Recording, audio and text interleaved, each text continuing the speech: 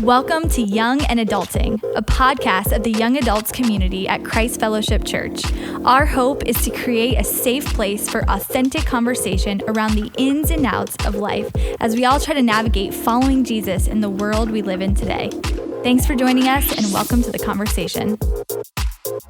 Welcome to Young and Adulting. My name is Joy and I'm coming to you live from Christ Fellowship Conference 2022.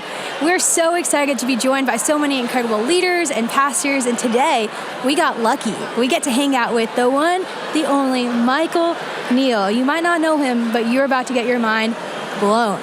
Michael, you've done a lot of great things. You're an author, you're a Dove award-winning songwriter, and for my friends listening, what are some songs you've worked on that we can put on our Spotify playlist today? You're super kind. Well, Joy, it's great to be with you. Always an honor to be at Christ Fellowship, part of the conference. It's an amazing place. It's kind of home for me, so it's good to be back home.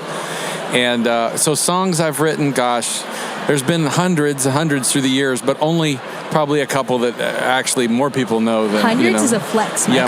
Yeah, it's just that my mom has heard all the other ones and my kids. But yeah, there's a song that Natalie Grant carried around the world, Your Great Name. It was one of my songs. Mercy Tree, that was featured with Billy Graham and a few others. So yeah, there's a long list, but it's just because I'm old and I've been doing it for a long time. So when did you write your first song?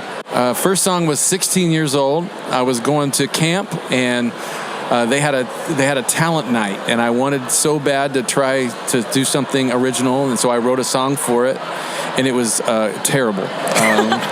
It was terrible, but I still remember it, and it was a good first start. If we get 100 likes on this podcast, can you release that song? No. No, but good idea. Well, for our friends listening in today, we want to know what's like a fun fact about you, Michael. What's something that everybody needs to know about you? Oh, goodness. Well, a fun fact would be I've been married to my high school sweetheart for almost 29 years, which is, I know I don't sound that old. I look that old, but I don't sound that old.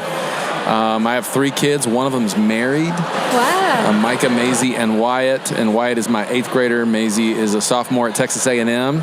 And my son, Micah, is married to Casey, and they are at Texas A&M as well. So just living life, enjoying things, enjoying creativity, making things. We're made to make. I really believe that.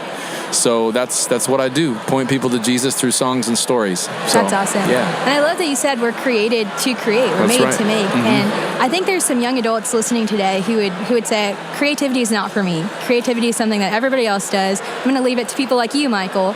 But what would you say to the person who's like, I'm not creative, I'm not made to create? Well, first of all, everyone has the DNA inside them to create.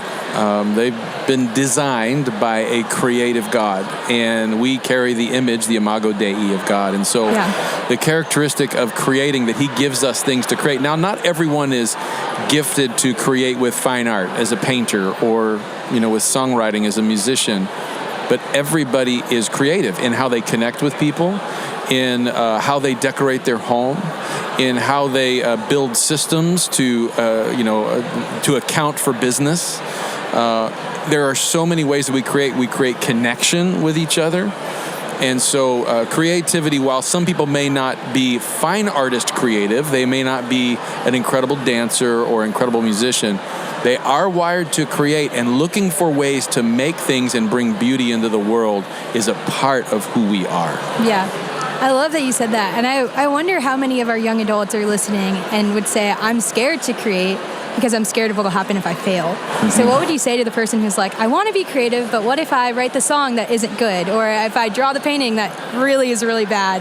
What would you say to that person? Well, I would say, creating things and making things, especially when you get into the art world or anything really, a business, a ministry model, anything, it requires some risk. It requires you realizing that what you make does not define who you are. Wow, that's so good. So if the product fails, you learn to refine and get better and move forward. The real beauty, though, after writing a few hundred songs through the years and a few books and that kind of thing, not all of them have been for mass consumption. But what has happened in the process of writing is really where the gold is. Wow. And when we take ourselves out of the game and we don't do that thing that I always wanted to write that book, or that I wanted to start that podcast, or I really wanted to take that painting class, or I really wanted to. If we don't enter into that process, then we're missing what God wants to say to us in the process. Wow. And so there's so much that happens in our discipleship. There's so much that happens in our development as humans in the creative process. And so when we stop trying to steward the result, we just steward what's in our hand. Wow. Amazing things happen. Yeah. So what would you say if someone's like, okay, I'm not going to focus on the result. I'm going to try and be creative, but I don't know where to start. Like, how can somebody start developing some habits or disciplines of creativity?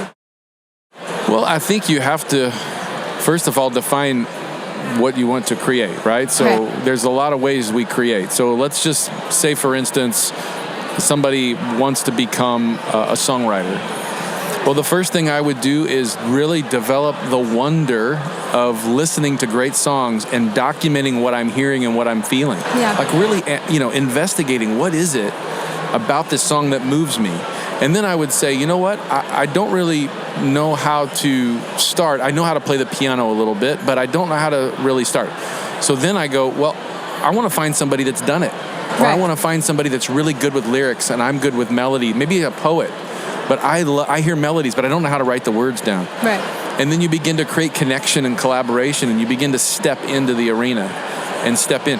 Nowadays, my goodness, you can access anything, anywhere on your phone to start to spark creativity, start to learn, say how to write a song, how to paint a watercolor, Google is my best friend, Michael. Right? So just stay curious and go after points of wonder, and then find somebody around you. People are always willing to share what they're good at.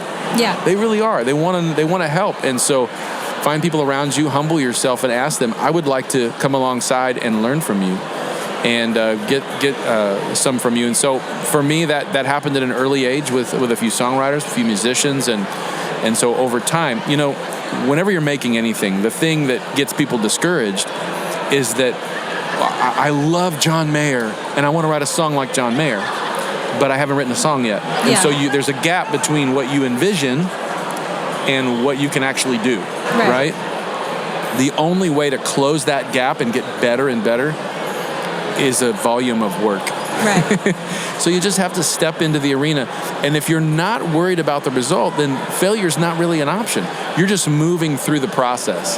And over time, I resolved long ago that I was to bring my songs to the King, because I'm created to worship him. So I'm going to bring my songs to him, and then he can decide who hears them in the kingdom. Wow. I don't need to worry too much about that. There's business and all that things that comes later. But that's only because there were a few hundred seeds that were planted in the ground first. Right. So. Wow. There's so much good content in that. And I just want to say thank you for taking time out of your conference, of your time being here to speak with us.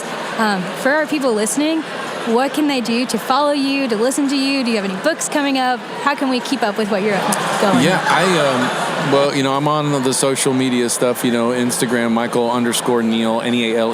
And I'm actually taking a little bit of a break on social media right now, but I'll be back on in the next few weeks. And then, of course, Facebook and all that. I have a website, michaelneale.com, that shows some of my work that I've done through the years. But yeah, I just want to keep encouraging people to make, because I know how it's changed me, jumping into the process, overcoming the fear, and then to see how God takes that 5 loaves and 2 fishes, right, that we offer him, and how he breaks it and blesses it and feeds lots of people. Awesome. Michael, thank you so much for joining us today on Young and Adulting. And guys, thank you so much for listening. We'll see you right back here next time. Thanks for joining us for this episode of Young and Adulting. Don't forget to tune in Thursdays at 7:30 p.m. on our YouTube channel, and follow us on Instagram at cf.youngadults. And if there's a topic you'd like to talk about, we want to hear about it.